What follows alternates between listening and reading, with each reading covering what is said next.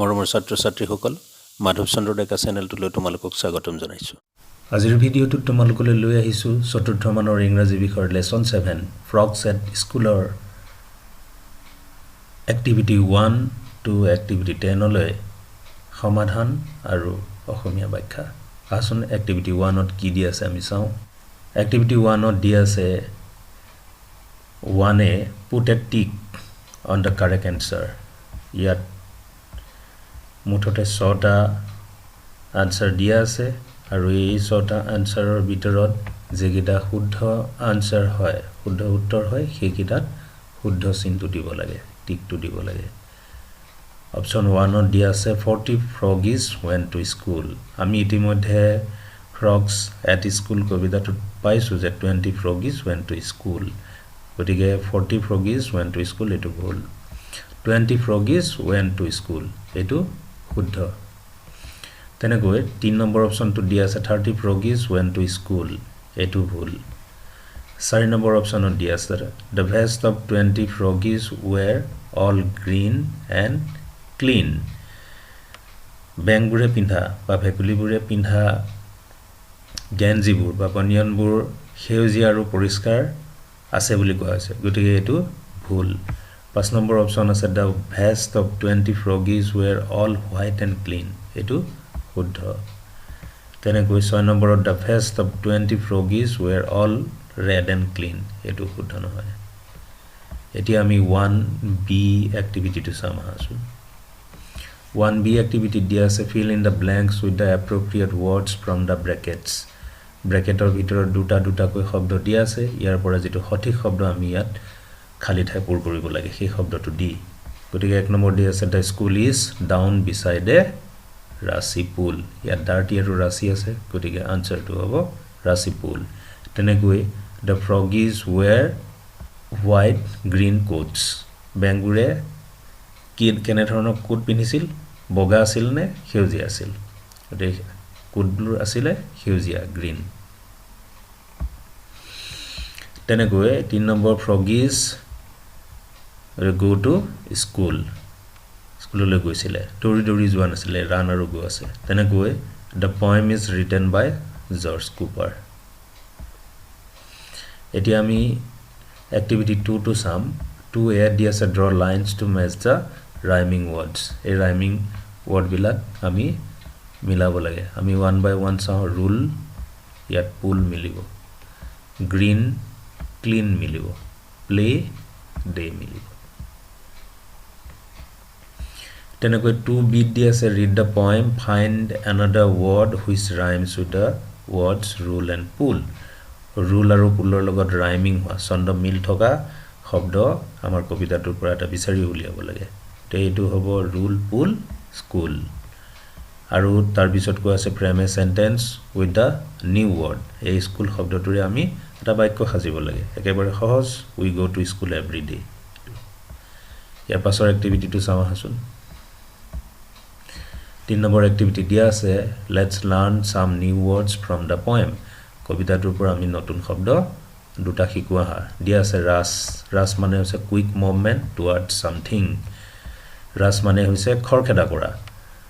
কোনো এটা বিষয়ত বা কোনোবা ফালে খৰখেদাকৈ যোৱাটোই হৈছে ৰাছ। কিন্তু আমাৰ কবিতাটো ৰাচি বুলি কোৱা আছে, গতিকে ৰাচি শব্দটোৱে কিন্তু অকন বেলেগ বুজাইছে। ইয়াতে ৰাছ আৰু ৰাচি হলে মই কৈছোৱে আগৰ ভিডিঅ'ত ভিৰ থকা বুজোৱা বা খৰখেদা বুজোৱা এনেকুৱা অৰ্থটো বুজোৱা হয়। এতিয়া ইয়াত আকৌ নতুন শব্দ দিয়া আছে পুল, a small area of still water। পানী স্থিৰ হৈ থকা এটা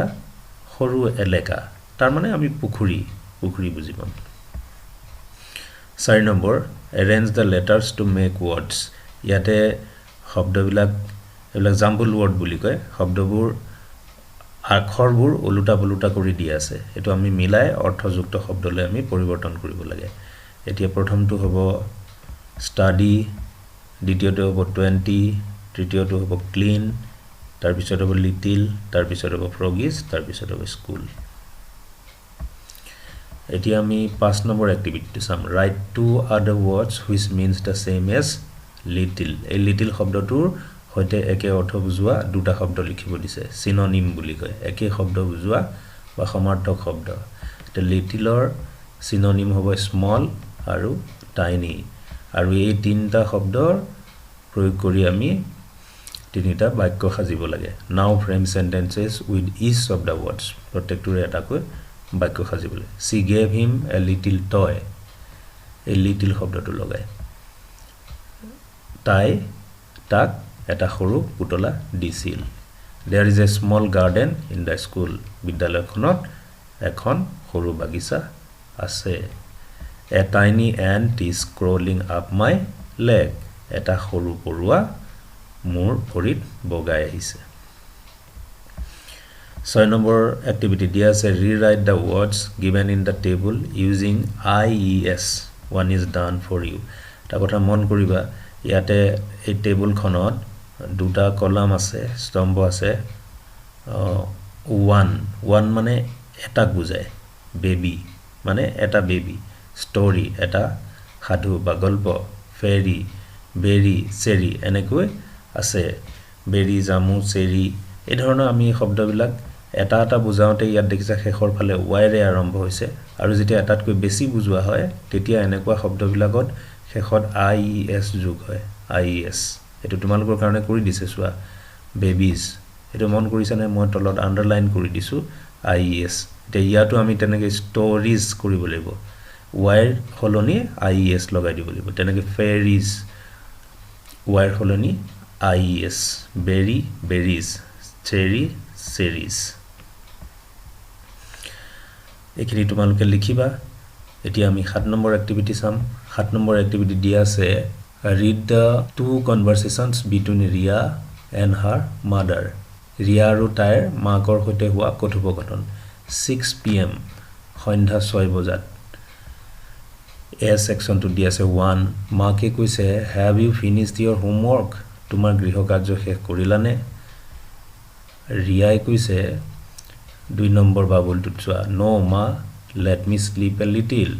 নাই মা মোক অলপ সময় শুই ল'বলৈ দিয়া 3 নম্বৰত মাকে কৈছে have you finished it তুমি এটো শেষ কৰিলানে it is late এটোটো দেৰি হৈছে এই সময়খিনি হৈছে 7:30 PM মানে 7:30 7:30 মিনিটত আৰু ৰিয়াই উত্তৰ দিছে why do it today আজি কিয় কৰিব লাগে I'll do it tomorrow কাইলৈ কৰিম মই মাকে কৈছে 5 নম্বৰ বাবুলটো চোৱা Riya you should do your work on time Riya তোমাৰ কাম তুমি সঠিক সময়ত কৰা উচিত এতিয়া আমি ৰিয়া আৰু মাকৰ কথোপকথনৰ বি সেকশনটোত চাম 6 বজাত মাকে কৈছে 1 নম্বৰ বাবুলটো চোৱা have you finished your homework তোমাৰ গৃহকাৰ্য শেষ কৰিলানে ৰিয়াই উত্তৰ দিছে 2 নম্বৰ বাবুলটো চোৱা অলমোষ্ট মা শেষ হওঁ মা বা প্ৰায় সম্পূৰ্ণ হৈছে মা এই অৰ্থত 7:30 মিনিটত ৰিয়াই মাকক কৈছে 3 নম্বৰ বাবুলটো চোৱা I have finished it মা মই এটো শেষ কৰিলো মা মাকে 4 নম্বৰ বাবুলটোত মাকে কোৱা কথাখিনি আছে চোৱা very good ৰিয়া বৰ ভাল কথা Riya now you can do anything you like এতিয়া তুমি যি ইচ্ছা তাকে কৰিব পাৰা এটা সি সেকশনটো দিয়া আছে how do you like to do your work তুমি তোমাৰ কাম কেনে ধৰণে কৰিবলৈ ভাল পোৱা letter or right away এতিয়াই নে পাছত talk to your friend and write the way you like to do your work তোমাৰ বন্ধুৰ সৈতে কথা পাতা আৰু কেনে ধৰণে নটো কাম কৰি ভাল পোৱা তুমি সেই কথাটো বন্ধুৰ লগত পাতা 8 নম্বৰ এক্টিভিটি দিয়া আছে read পঢ়িবলৈ দিয়া আছে এতিয়া আমি কিনিবাৰ পঢ়িম it is a 5:45 in the morning এতিয়া ৰাতিপুৱা 6 বাজিবলৈ 15 মিনিট আছে এতিয়া কিনিতে তোমালোকক মই অকনমান কথা পৰিষ্কাৰ কৰি দিও চোৱা 5:45 এই ঘড়ীটোত যদি চোৱা দেখিবা 5 বাজি পাৰ হৈছে আৰু 6 বাজিবলৈ অলপ সময় বাকি আছে এতিয়া ঘড়ীটো কোৱাৰ্টাৰ মানে 4 ভাগৰ এভাগ ঘড়ীটো যদি আমি এনেকৈ 4 ভাগ কৰো সমানে 4 ভাগ কৰো দেখিবা যে প্ৰতি 15 মিনিট 4 ভাগৰ এভাগ 15 মিনিট তাৰ পিছত আকৌ 4 ভাগৰ এভাগ 15 মিনিট তেতিয়া আধা হয় মানে 30 মিনিট তাৰ পিছত আকৌ 15 মিনিট 45 মিনিট হ'ব আকৌ 15 মিনিট 60 মিনিট গতি 60 মিনিটে 1 ঘন্টা 1 ঘন্টাটোক আমি এনেকৈ যদি ভাগ কৰো মিনিটৰ ঘৰ হিচাপে যদি ভাগ কৰো 15 মিনিটত 1 কোৱাৰ্টাৰ মানে 4 ভাগৰ এভাগ ঘড়িটোৰ 4 ভাগৰ এভাগ গটিকে কোৱা হৈছে it is a quarter to 6 in the morning ৰাতিপুৱা 6 বাজিবলৈ কিমান আছে 1 কোৱাৰ্টাৰ মানে 15 মিনিট আছে সোৱা 6 বাজিবলৈ এখিনি এইটো মিনিটৰ কাটা 15 মিনিট আছে তাৰ পিছত কৈছে অমন এণ্ড ৰিয়া আৰ বিজি অমন আৰু ৰিয়া ব্যস্ত হৈ আছে they are going to Dibrugarh with their mother to attend a ৱেডিং হিহত মাকৰ হৈতে ডিব্ৰুগড়লৈ যাব টু এটেন্ড এ ৱেডিং বিয়া এখন খাবৰ কাৰণে their father can't go with them হিহতৰ দেউতাক হিহতৰ হৈতে যাব নোৱাৰে Aman Riya and their mother arrive at the bus station at 7:30 7:30 মিনিটত অমন ৰিয়া আৰু হিহতৰ মাকে বাছ ষ্টেচন পালেগৈ বাছ স্থান পালেগৈ ইয়াতে দেখিছা ঘড়িটো তেনেকৈ 7:30 মিনিট এই 12ৰ পৰা যদি তুমি 5 মিনিট কৈ গণনা কৰি আহে দেখিবা যে 6 ঘৰটোত 6 ৰ ওপৰতে 30 মিনিট হৈছে আৰু ইফালে 7 বাজি পাৰ হৈ ঘণ্টা কাটাডাল আধাত ৰৈছে 7 আৰু 8ৰ মাজত এতিয়া চোৱা the whole place is full of people bus স্থানটোত হিহতে দেখিছে গুটি ঠাইখিনি মানুহে ভৰি আছিল crowds of people are rushing to catch their buses এই যে ৰাশি আমি যে পাইছিলো গটি crowds মানে ভিৰ এই মানুহৰ ভিৰটো কি কৰিছিল rushing to catch their buses তেওঁলোকৰ নিজৰ বাছ ধৰিবৰ কাৰণে খৰখেদা কৰিছিল Amon Ria and their mother are waiting for their bus Amon Ria আৰু হিহতৰ মাকে হিহতৰ বাছখনৰ কাৰণে অপেক্ষা কৰি আছিল The bus arrives at a 7:45 বাছখন কেই বজাত পাইছিল হে কৈছে যে 7:45 ইতিমধ্যে কৈছো এক কোৱাৰ্টাৰ হৈছে 15 মিনিট গতিকে 8 বাজিবলৈ 15 মিনিট থাকুতে বাছখন আহি পাইছিল Amon Ria and their mother get into the bus Amon Ria আৰু হিহতৰ মাকে বাছত উঠিল ৰিয়াই কি কৰিছিল ৰিয়া টেক্স দা উইন্ডো সিট ৰিয়াই খিৰিকীৰ কাষৰ সিট এটা লৈছিল they wait for the bus to leave হিহতে বাছখন এৰালৈ অপেক্ষা কৰিছিল their bus starts to move exactly at 9 হিহতৰ বাছখন একেবাৰে সঠিক 9 বজাত চলিবলৈ আৰম্ভ কৰিছিল এতিয়া আমি পাছৰ এক্টিভিটিটো চাম 9 নম্বৰ এক্টিভিটি দিয়া আছে look at the clocks given below তলত ঘড়ী ছবি তিনটা দিয়া আছে এটা চাব দিছে choose and write the correct option from the box তলত বাকচত দিয়া আছে 4:45 3:15 11:30 ইয়াৰ পৰা আমি সঠিক শব্দকেইটা আনি সঠিক ঘড়ীটো যেটো ঘড়ীটো তলত দিব লাগে আমি দিব লাগিব one is done for you তোমালোকৰ কাৰণে এটা কৰি দিয়া হৈছে এটো এ নম্বৰটো দিয়া আছে সোৱা 11:30 11 বাজি 30 মিনিট মানে আধা 1 ঘণ্টাৰ আধা 30 মিনিট পুৰা 6 ওপৰত মিনিটৰ কাটাডাল আছে আৰু 11 আৰু 12ৰ ঠিক সমাজত ঘণ্টাৰ কাটাডাল আছে তে বি টু হ'ব সোৱা 3 বাজি 15 মিনিট হৈ গৈছে 3 বাজি পাৰ হৈছে আৰু মিনিটৰ কাটাডাল 12ৰ পৰা 5 মিনিট কৰি 15 মিনিট পাৰ হৈছে গতিকে এটো হ'ব 3:15 3 নম্বৰ ঘড়ীটোত আছে দেখিছা 5 বাজি পাৰ হৈছে 6 বজা নাই 15 মিনিট বাকি আছে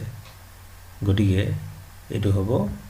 6:15 এটি আমি 10 নম্বৰ এক্টিভিটিটো চাম 10 নম্বৰত দিয়া আছে ৰাইট শৰ্ট এনসাৰ্স সমুত্তৰ লিখিব লাগে এ দিয়া আছে where are Amon Ria and their mother going B number is why are they going to Dibrugarh C number is what time do they arrive at the station D number is at what time does the bus arrive E number is when does the bus start to move এটি আমি one by one এই question বিলাকৰ answer বিলাক কৰিম A number D আছিল where are Amon Ria and their mother going answer to হ'ব Amon Ria and their mother are going to Dibrugarh B number is where are they going to Dibrugarh answer about they are going to Dibrugarh to attend a wedding C number is what time do they arrive at the station answer to about they arrive at the station at 7:30 D number is at what time does the bus arrive answer about the bus arrives at 7:45 E number is when does the bus start to move answer to about the bus starts to move exactly at 9 আজিৰ ভিডিওটো তোমালোকলৈ এইখিনিকে লৈ আহিলো পৰৱৰ্তী ভিডিওবিলাক চাই থাকিবা আশা কৰোঁ তোমালোকে চেনেলটি শ্বেয়াৰ কৰিবা আৰু ছাবস্ক্ৰাইব কৰিবা।